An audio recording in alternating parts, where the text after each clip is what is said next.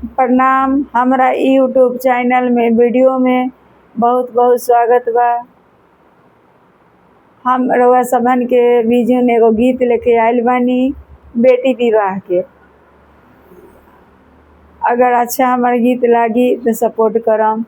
कोठा के ऊपर कोठली ओ में लागले हमार खहे ओमी लागले हमार खहे आहे ताही पैसी सुत निया अपन बाबा बाबा कतानी न सोइले आहे ताही पैसी सुत निया अपन बाबा बाबा कतानी नाहे जगवही चलली दुलारी बेटी बाबा कतानी न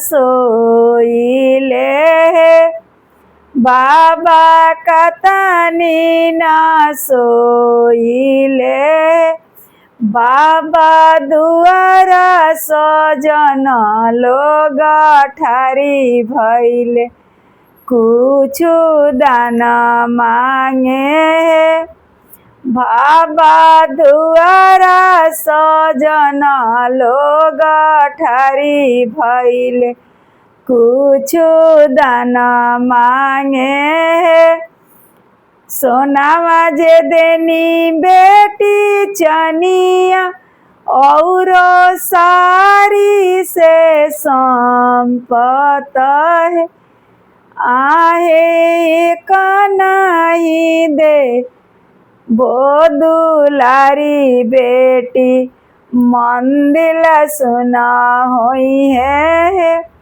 आहे कनाही दिया वो दुलारी दिया बसहर सुना होई है बाबा हो नीरा बुदिया राउरे अकिले हेरा गईले बाबा कुसवाले संकल्प कैनी धिया बीराना भैली है बाबा कुसवाले संकल्प कैनी धिया बीराना भैली है। अगर हमार गीत रउआ सबन के अच्छा लागी तो सब्सक्राइब करम, लाइक करम।